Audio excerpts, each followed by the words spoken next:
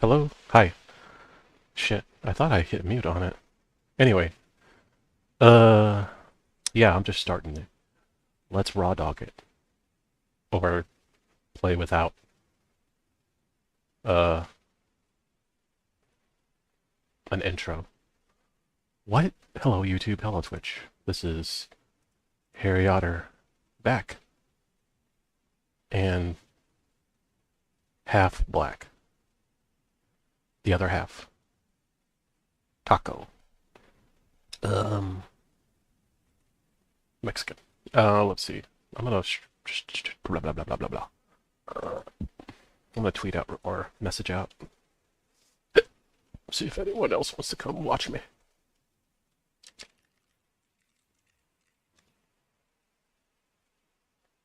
But I'm not gonna be on too long.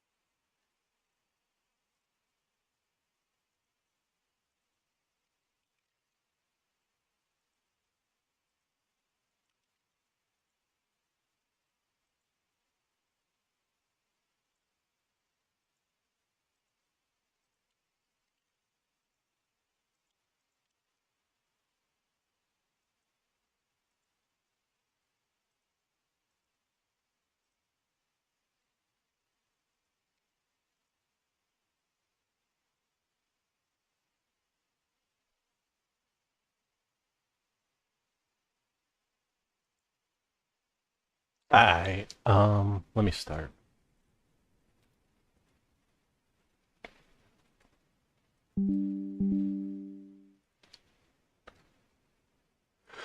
Let me sneeze. Blah. Should I watch something or should I listen to music?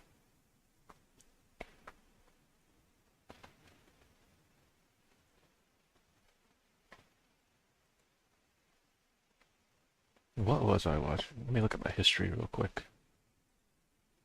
In case I have something fun.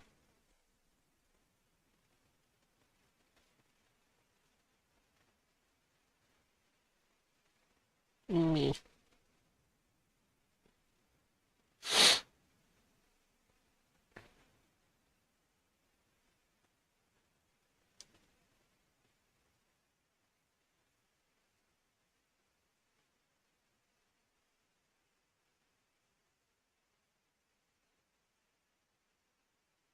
Physics, spewing them rapid fire to sound intelligent and I'll saying watch this some more. absolutely nothing.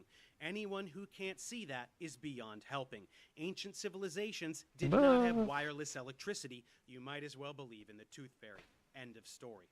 Because you would think there would be some kind of physical evidence of a device, like something left over, some sort of a, ancient chainsaw, like something. Very good, Joe. That's absolutely true. You would think that there would be literally any evidence whatsoever for this idiotic, baseless claim, and there isn't any at all, so we can safely dismiss it without a moment's thought, right? They did a great job cleaning up. I mean, they poured sand over Giza to bury another couple hundred pyramids there at Giza. Yes, they hid all the evidence for no reason at all, and the evidence in question is just more pyramids, which definitely don't exist and would just be piles of rocks anyway, which are not evidence of any electricity magic whatsoever. The grift is strong with this one. So the idea is that there were beings that were having wars on this planet. Mhm. Were they? Do you believe they were having wars with people that were revolting, or were they having wars with other beings? They were fighting with each other. And evidence of these wars can be found in the book of Deuteronomy in the modern day Bible. These gods, and I do mean gods with an S, because everywhere in the Bible where it says God singular, it's actually a mistranslation. The actual, if you backwards look up the translation in Arabic and then down to Aramaic and everything else, you find out it's gods plural. They were fighting each other over resources and people and control of the planet. Yes, the proof that a religious myth is real is another religious myth. Nothing wrong with that logic. He's also inventing out of thin air the notion that there is a mistranslation.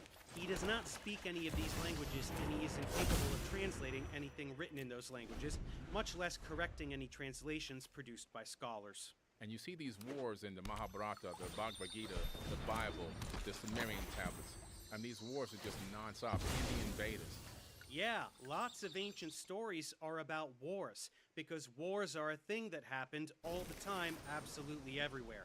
It's like making up any ridiculous story you want and pretending it must have happened because at one point in the story somebody eats a sandwich, and sandwiches are real, so the story must be real.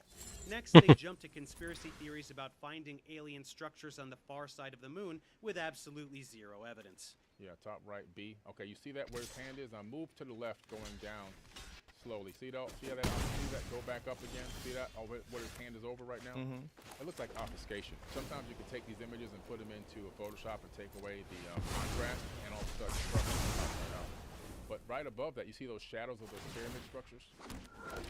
Right above that. Yeah, you see those pyramids? You can see this dark shadow. See this? I see two lines. Okay. Well, I see the arrow that's pointing to that one straight line, and then I see what looks like two superimposed arrows. Okay, do you see? Yeah, those things. Okay, yeah. Those Now- are superimposed, right? Like, No, those are shadows. but look, those are the same things that are in the bottom. Aren't they just pointing at something? Aren't those pointers? I think they may be highlighted. Right, I think it's Pointers. Billy says, look at these pyramid shadows. Joe says those are just cursors that have been superimposed to draw attention to a feature. Billy says no, they're shadows from pyramids. Joe points out the image below with the contrast inverted and correctly asserts that they are cursors superimposed to highlight a feature in the image.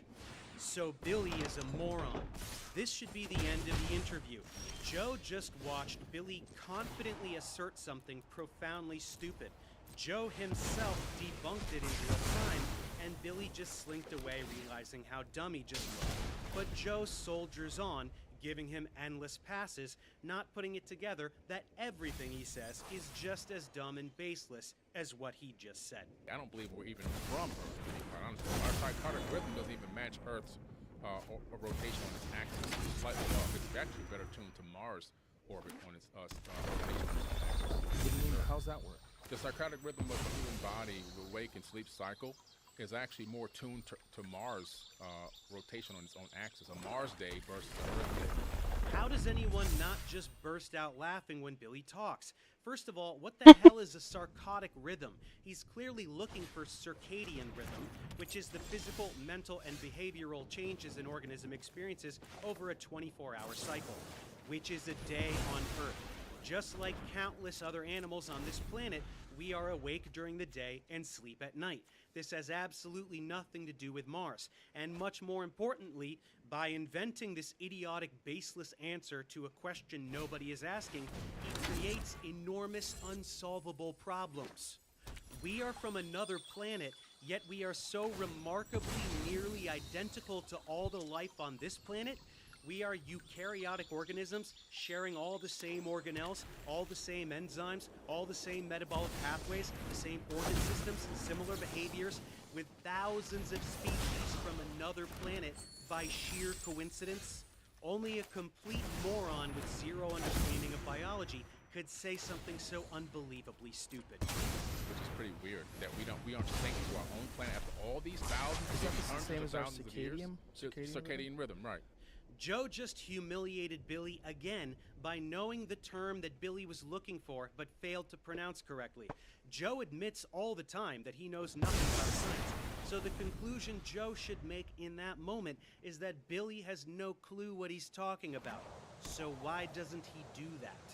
How do they calculate it's 1 or 2 times? How does that work? Well, it's just they geneticists and scientists discovered that our perfect wake and sleep cycle is more attuned to Mars' rotation on its axis, which is about 23 and something minute hours, and versus Earth being 24 hours. Joe presses again, looking for an explanation. Billy just repeats himself, offering no new information whatsoever, and he also invents a new unit of time, minute hours. The Martian day is 23 and something minute hours, you guys. He is literally repeating the same baseless claim a third time. He just said geneticists figured out that in front of it. And so they said, wow, this is incredible. And the more they tested it and the more they studied it, they realized we're more attuned to the Mars than we are to Earth, which is pretty strange. We are weird. We accept shit like leap year. Right. What kind of whack calendar do you have where It was make up stuff. if some years the month is longer? What the fuck are you doing? I know. For Make what? a better calendar. Isn't there a better calendar? Yeah. So Joe gives Billy a pass on the bullshit he just spewed, and then demonstrates for everyone that he has no clue what a leap year is. Astounding. Earth's orbit takes roughly 365 and a quarter days to traverse. If we pretended it was exactly 365, our calendar would slowly become out of sync with the seasons. Every fourth year, we have to add a day to put Earth in the same position in its orbit at the new year. I'm confident that virtually everybody watching this video knew this. Children know this. Joe and Billy don't know this, and Billy pretends to have specialized knowledge in this and half a dozen other fields. This is all you need to know about this clown. Our Milky Way galaxy is pretty interesting because it's absorbing another galaxy at this exact moment called the Sagittarius Dwarf Galaxy. Not the Sagittarius constellation, that's something totally different. We are absorbing the Sagittarius Dwarf Galaxy at this exact moment. People thought for all these decades, looking, or even hundreds of years, looking up in the night sky, seeing that swath of stars going across, that's the Milky Way. Guess what? We've been wrong the whole time. This is now being taught in universities in astrophysics. No, when you look at the Milky Way, it's the Milky Way. The dwarf galaxy he's talking about is a dwarf galaxy. It has about 320,000 stars. The Milky Way has several hundred billion stars. Those are two very different numbers, and Billy is an idiot. This is a dwarf galaxy orbiting very close to the Milky Way, which is leeching stars away from it, as it will continue to do for the next 100 million years or so until it's fully incorporated. So what you're looking at the absorption or the merging of the Sagittarius with the Milky Way galaxy. And the exact point where it merges and drops into the Milky Way is right where our solar system is located. Right. All the stars being leached from this dwarf galaxy are being absorbed right at the precise position of our own solar system, a thing that is physically impossible and also observably false since we do not see other stars flying through our solar system. How does this moron say these things with a straight face? So this is pretty interesting. We're talking about the fact that our solar system itself is an implant into the Milky Way, that we come from Sagittarius. We're not even part of the Milky Way galaxy. Right, our star is from another galaxy, yet it is magically orbiting the center of the Milky Way, just like all the other stars around it, because he says so. Another baseless answer to a question nobody is asking. We have Mars, which used to be a moon, a habitable moon of Tiamat, a planet that was 4 to 6 times larger than Earth, and it's slung into this crazy orbit. That's why Mars has this weird orbit, and you have to rendezvous with it if you're NASA or anybody trying to rendezvous with Mars every 2 years when it's in apogee or perigee. You have to apogee or perigee. One of them is further away than the other. One is 80 million miles, and the other one's closer. So, no, Mars does not have a crazy orbit. Both of these orbits are nearly circular with an eccentricity of less than 0.1. There are specific launch windows for Mars because sometimes the two planets are on the opposite sides of the sun, very far away from each other. So we wait until they're close.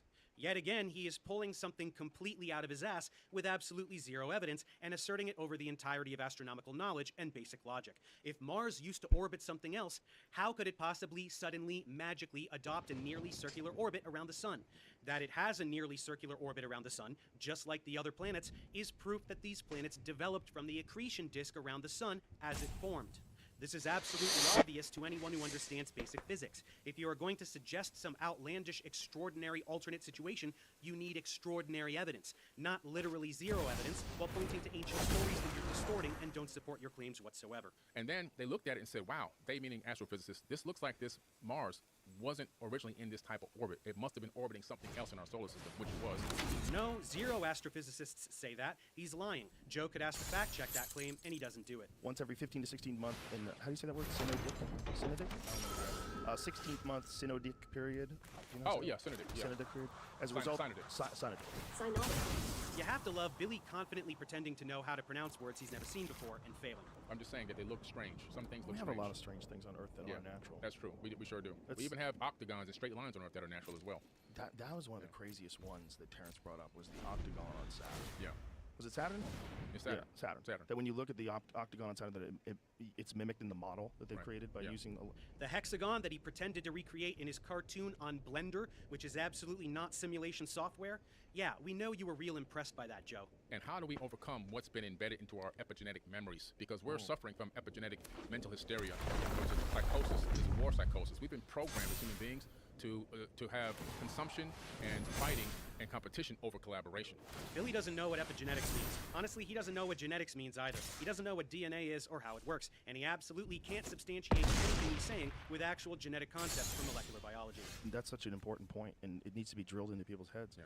We're distracting ourselves by getting involved in these stupid arguments over stupid things. Right. There's really important issues for the world.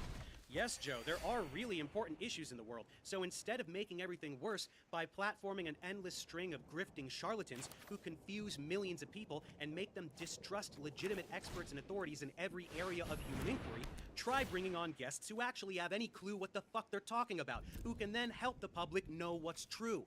Yeah? Oh, did you have a different idea? And it's all about money. It's all about money. And it's all about money. It's all about money. And it's all about money. It's all about money. You don't say, fellas. The more we're able to tap into this information, tap into who we truly are, we'll begin to walk in our heart, look into the inner space, not outer space. We'll begin to tap into this, and they discovered now that junk DNA is no longer. They're taking the term junk off of it, that it really has function. It always had function. It was never junk. That's just a word to keep us programmed into thinking that we're junk. Ah, Billy has clearly taken a page out of the Book of Answers in Genesis.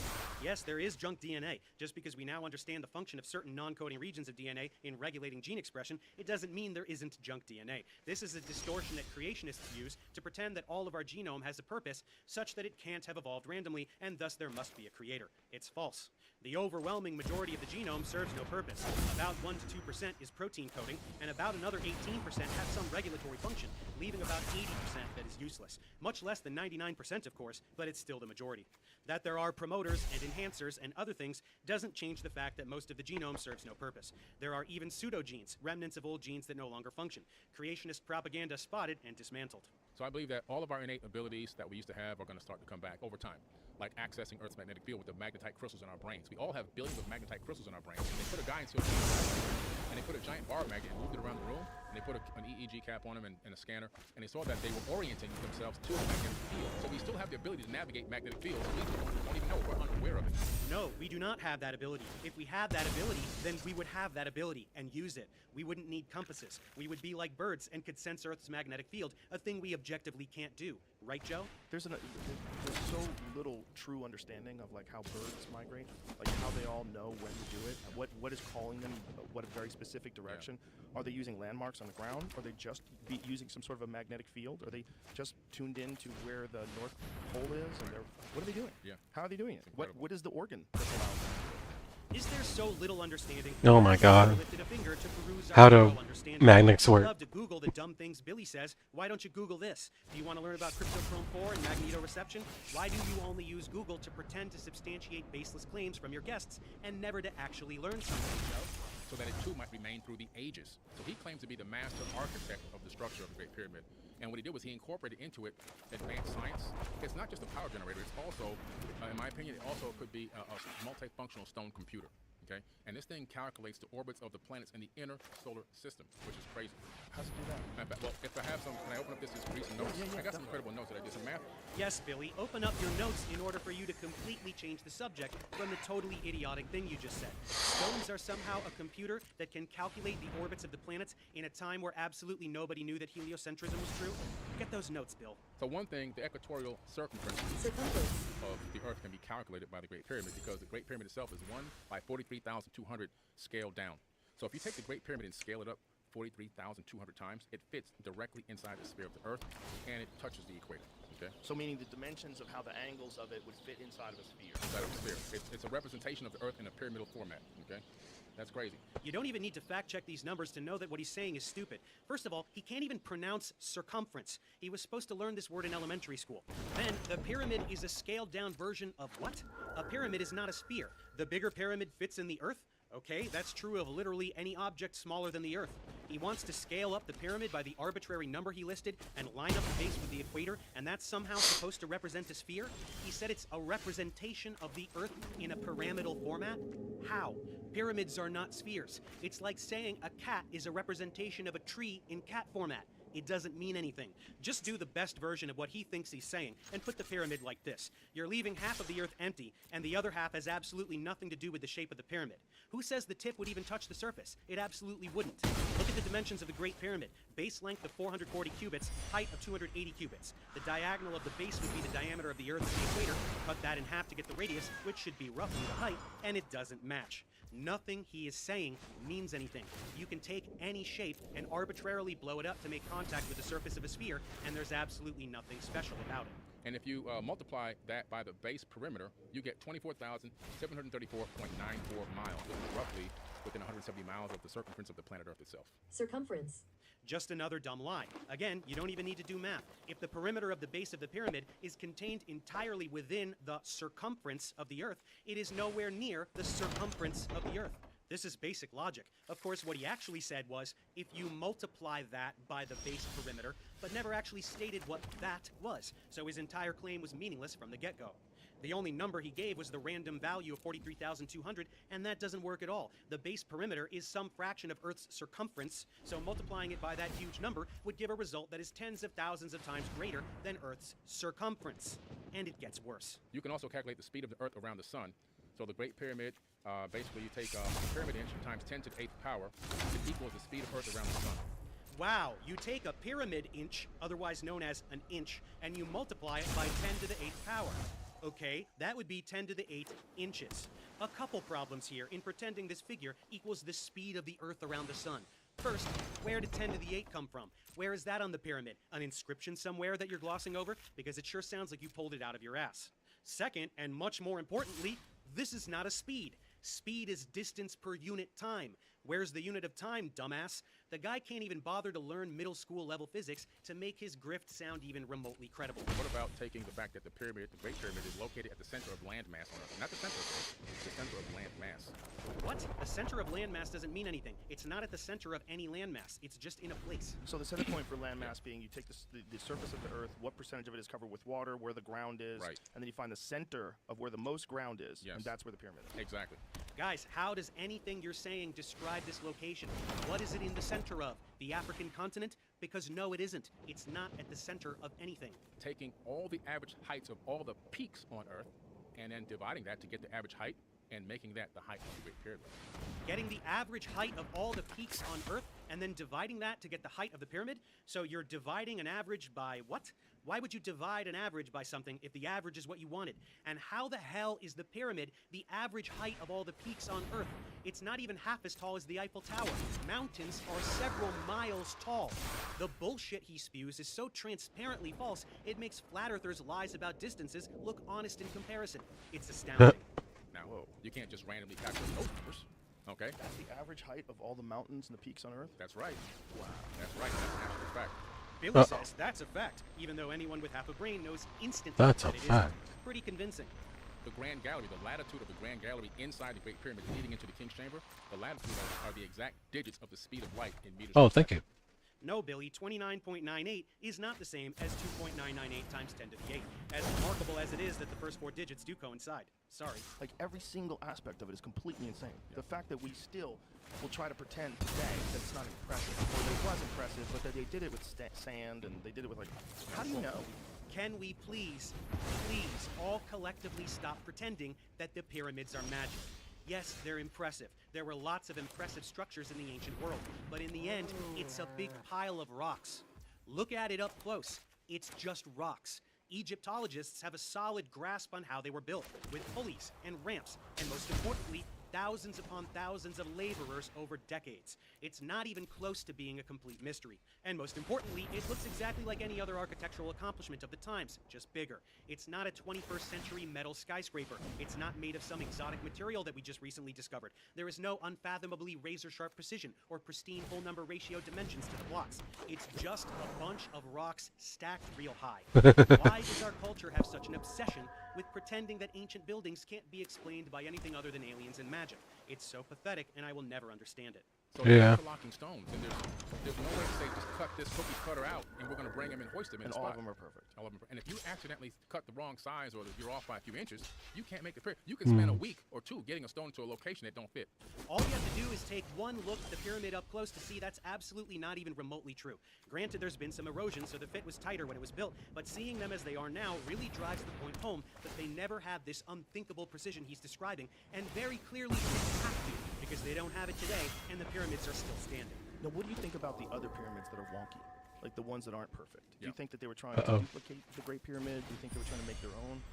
The deeper you go into antiquity, the more the question was. The further you come forward in time, the more wonky and crazy things are and begin to fall apart. Joe asks a perfectly reasonable question. What about the ones that sucked? And Billy says something immaculately stupid in GG's. response. Older stuff is better. The newer a building is, the more it falls apart. There is absolutely no context in which this makes any sense at all. There are thousands of buildings far younger than these pyramids, which are in much better shape, and the younger they are, the better shape they're in. Those and are of course, cute modern sleeves. architecture is so reliable that we make buildings that are over 100 stories tall, and yet they can withstand earthquakes. Joe himself completely contradicts this dumb statement just a bit later. When you go to St. Peter's Basilica, you're just like, what? I know. What did you do? Yeah, How much time did this take? This is so intricate and so incredible. It's one of the most spectacular things I think I've ever seen in my life in terms of like what human beings can do. So are the ancient pyramids the most incredible thing, or is the Vatican way, way, way more incredible, as you are currently claiming? Zero consistency. But back to the pyramids. Now, when you hear the carbon dating of the Great Pyramid, what is your take on that? 'Cause the radiocarbon dating is 2,500. That's what I just don't believe it. why is that? Well, first of all, the way the structure's made, if you look at other structures made in that same time frame, they don't have Oh my gosh, that was just a practice game. They don't have the same capability of. Oh, that wasn't even right. Why are these falling apart, but this one isn't falling apart? Another reasonable question from Joe. Carbon dating is precise. Your response, Billy? Oh, he doesn't believe it. His justification is to completely avoid discussing radiometric dating because he doesn't know what it is or how it works. Great job. Remarkably, Joe pushes back. And I don't. But, You have, but that's not necessarily because look, you could have a shitty house today. And you could live right next to Jeff Bezos' house. That's very true. You know, I mean, it's just there's going to be different cultures and different abilities and you know different craftsmen. yeah, within the same region. I'm talking about within the same area. Yeah, but even in the same area, you're always going to have people that suck. If you look at the subterranean shaft, But of course, Billy just changes the subject, totally unprepared for Joe to push back, since he almost never does, no matter what dumb thing anyone says. and I think I know why. My Okay, I can't play you on. I can't be on too much longer. I gotta Queen's chamber is technology. It seems to be like an do something today. to extract hydrogen from water. And Chris Dunn had the same, pretty close to the same hypothesis I had with that. Now, why hydrogen? It's the most abundant element in the universe. And right now, today, we try to communicate with ET on the hydrogen frequency. Okay, there's a room for doing electrolysis. How? Want to expand on that? No? Okay. They want to get hydrogen. Why? Because it's the most abundant element in the universe. So why do they need water to get it when it's everywhere? We use the hydrogen frequency to communicate. Frequency of what? In general, why does nobody seem to understand what frequency means anymore? Frequency of visible light absorbed or emitted? No, we use radio waves for communication. So this doesn't mean anything. Now, those shafts, imagine on certain alignments, we know for a fact that that pyramid aligns with specific planets or stars. Orion, Aldebaran, Draco, these alignments, Malfoy? and then these shafts would send out this hydrogen frequency, potentially on my hypothesis, around those alignments. Why? For communication purposes. If they were so advanced, they could build devices to transmit signals in any direction they wanted, instead of huge stone structures that can't move. And again, sending I'm check out something real hydrogen quick. frequency doesn't mean anything. But yeah, these stories are everywhere. You know, it's pretty crazy. It is crazy, and it's just so strange when you see resistance to the idea while there's still real evidence of this impact. There is no evidence, Joe. There is literally zero evidence supporting anything this moron has said in the entire 90 minutes you've been talking to him. That's the resistance. That's educated people trying to get through to you and beg you to exercise even the tiniest bit of skepticism when grifting frauds tell you the precise brand of bullshit that you and your millions of viewers love to hear. Honestly, much like with the Terry episode, there's another full hour of this, and it's just not worth listening to. Apart from all the unfounded claims and stonery delusions, Joe just goes on totally unrelated Oh, I'm tangents, sorry. There was a sometimes making fucking totally valid points about random social issues, but which have nothing to do with the science two denial stupid and history denial that is the theme of this episode. To speak to this general theme and overlays. summarizing the episode, My we bad. both spent the better part of 2 hours doing mental gymnastics to convince Alright, themselves I was trying to that they're test this reasonable, while earlier. they I reject have the Marvel entire body of Rivals human up. I'm knowledge just in trying order to see if I can get it to against work. unfounded conspiracy theories. Here is Joe doing exactly that quite clearly. Even the James Webb Telescope's discoveries. Yeah. You realize that, like, science, like everything else, it's when it's practiced by humans, humans fuck everything up. Yeah. They use their ego, they use arrogance, they don't want to be corrected, they want their initial ideas to be correct. Yeah. And then there's, you know, a lot of great scientists that are just looking at it and going, this is amazing. Like, let's keep doing this, and let's get an even better telescope out there that maybe could see even further, and maybe we'll have to re-examine what we think about the birth of the universe. This is the script that science deniers use. All of established science, any scientific concept that is thoroughly corroborated far beyond reasonable doubt. It must be wrong because scientists are stubborn. And anything that challenges established science must be right because they say so, even if these young scientists he's referring to aren't really scientists or scholars at all. They're just unqualified hacks spreading lies on the internet to make a buck. This is the toddler mentality that Joe Rogan champions and infects his viewers with like a deadly plague. It's a mentality that so thoroughly dismantles an individual's ability for skepticism that they end up incapable of hearing how dumb something like shit, this there's an update. actually sounds. If you can actually create a phase shift in your atomic frequency to match the atomic frequency of this dimension, you can walk right in. So you can have beings that have already maybe even shed their corporeal bodies and only exist as beings of energetic light. He claims to be able to incarnate whenever he wants and even into other dimensions. Humankind is simply materialized color operating on the 49th vibration. You would make that conclusion walking down the street or going to the store. This is what Joe's show has become. The occasional grifter used to be outnumbered by more reasonable guests, or at least just harmless comedians.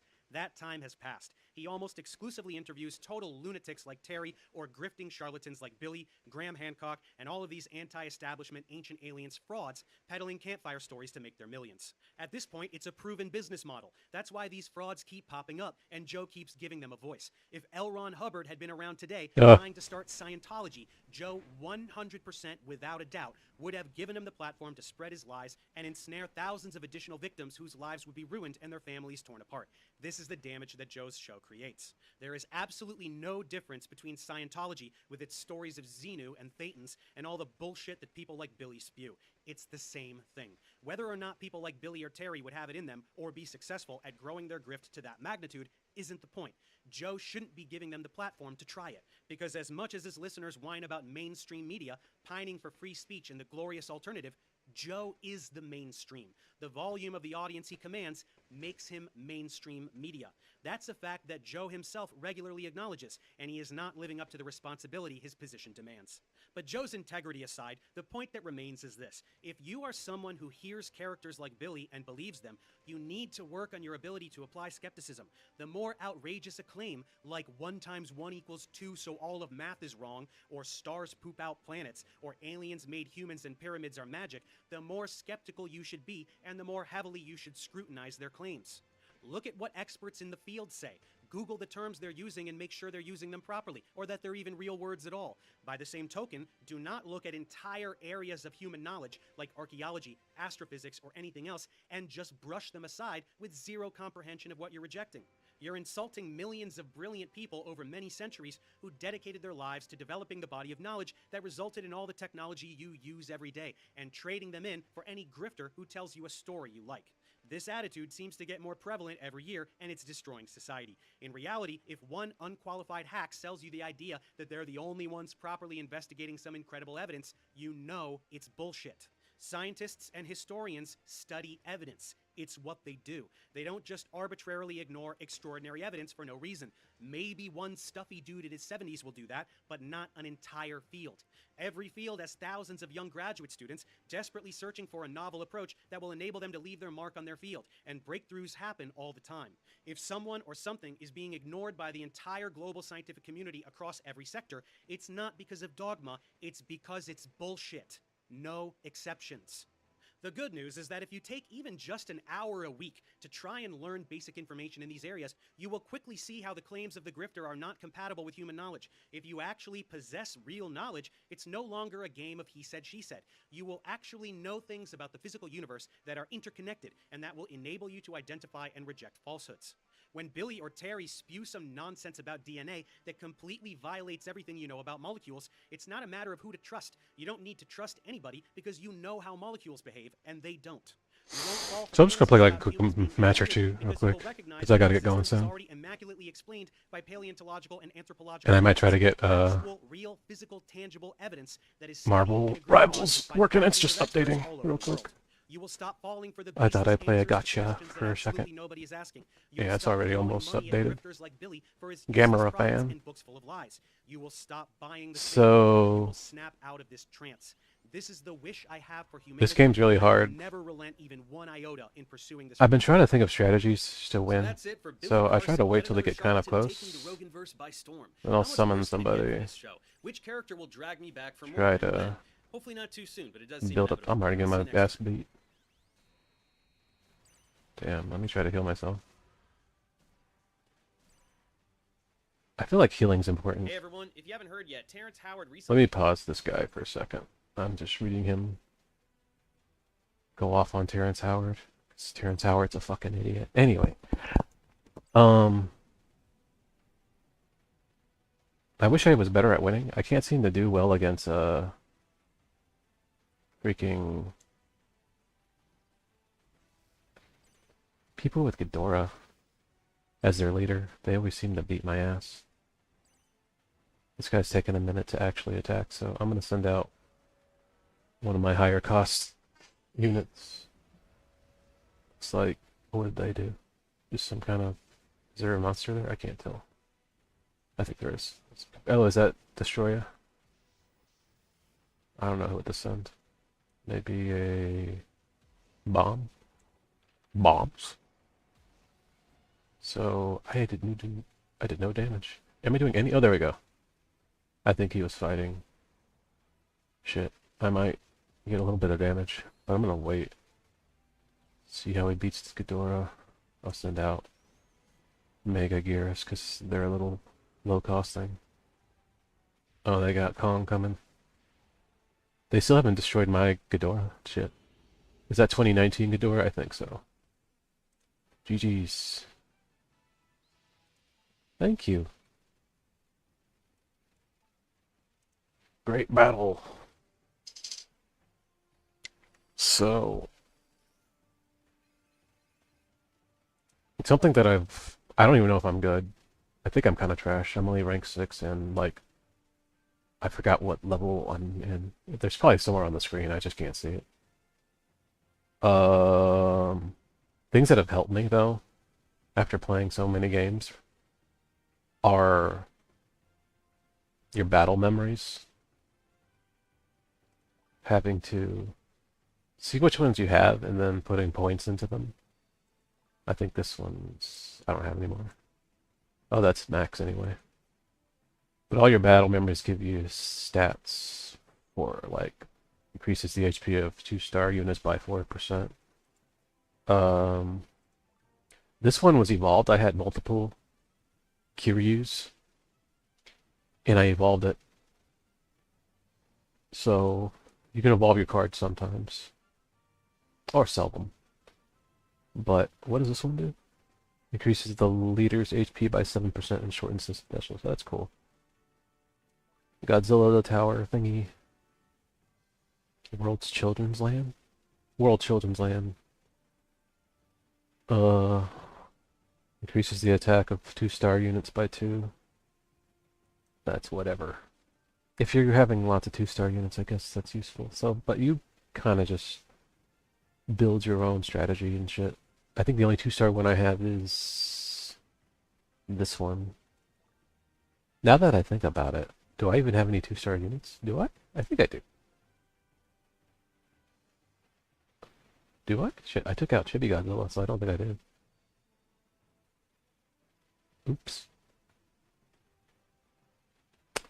I guess I rearranged this recently, so this one, no, that one speeds up aerial units, increases the HP of 2-star by 4%. So I took out Chibi Godzilla because I felt like they're not as good anymore, and I just wanted to get use out of somebody else, so I can take this battle memory out. I think I just go up here and... Which one? This little fucking Gibby land looking. And I was upgrading it too. I was hoping Chibi. Maybe I'll make a team full of Chibis and put this on it. How do I remove it? I think I gotta go to form team to do it. No, I already took it out. Shit. My bad.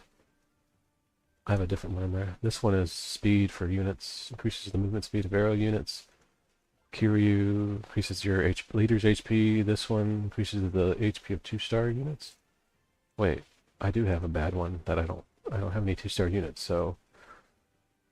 And cards don't stack, I think, so I'm not going to put another... Do I have anything? Is this more 2-star shit? Yeah. Do I have this? No skill effect. Do I have that? Where's the HP of the leader? Will that work? I guess I have that. Cool. So I'll go to battle memories and see if I can up... No, I think I'm... Oops, I discarded changes on my blah blah blah blah. I do that a lot. Is that Ultraman? Or Jet Jaguar? Gotta hit okay. So let me go back to battle memory and see what to do. I don't think you can upgrade. Yeah, I'm 0. Never mind. My bad. I can't evolve anybody, so let me go to my battle pieces real quick. And I'll play one more game, I'll be done. But the fuck? I don't think I can level anybody at the moment. Maybe somebody else. Nobody on my team currently. They're not on my team currently, but I'll upgrade them because I like them. The chibis. Maybe my moms? No? I guess not. No, Gears? No, maybe Gears. I'm hungry. Let me go back. I think that's it. My team's okay. I'm just gonna go try and fight, and I'll be done. Win or lose. And that's really all you do. Win or lose. Lose more if you want. Try out different teams and stuff.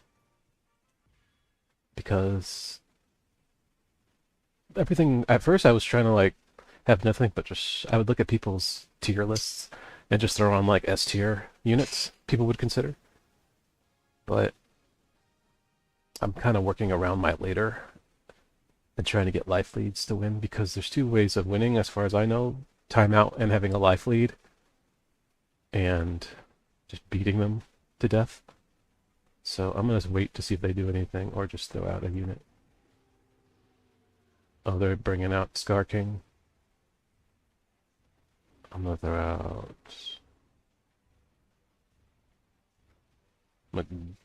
Maguro. And yeah, Kong's going to fuck us up.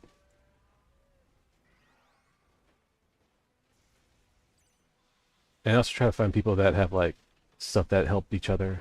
Like Rainbow Mothra will make, like, run hit invulnerable. Should I do this? No, they're too far. I'll throw out Mothra 2019.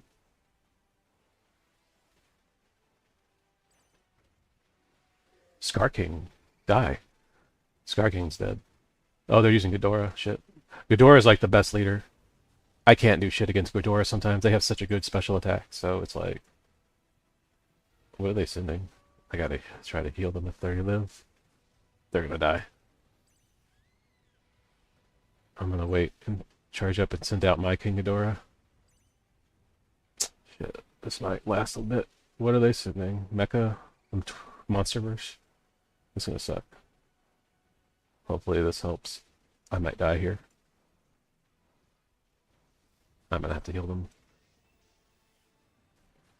Hopefully that helps. Oh my god, Ghidorah just murdered all of them. Oh, don't make a Garrus. So 2019 Ghidorah or 2017 Ghidorah is really good. That was their leader's fucking crazy attack. It's really, I don't know, I feel like it's kind of cheap. He's probably S plus tier. He could probably be the best leader that you have. I just like um Mecha Godzilla a lot. That's why he's my leader. I might make a deck with him, Ghidorah, just so I can do better. Oh, this is gonna suck right here. I don't know what to do. I'm scared. I'm gonna try to use my special. See if I can help Mothra. They're not close enough to get my heal, I think. Yes, they are. No, they're not. Maybe. I don't know. I might die here. I'm getting my ass whooped right now. Help, Rodan. So, yeah. I got my ass beat. I've been bested. I think they're really hard. I might do better if I make a deck with just him as the leader and then work around that, because they're special. They just fucking damage across the screen and it just annihilates chibis and just small HP units. But yeah, that's how I play this game. I think I'm like 30 level. What? I'm like level 35 or something right now. And I'll keep going. I got all these to do. Shit, I gotta watch an ad or something, I think, because I used up all my G-stones on them.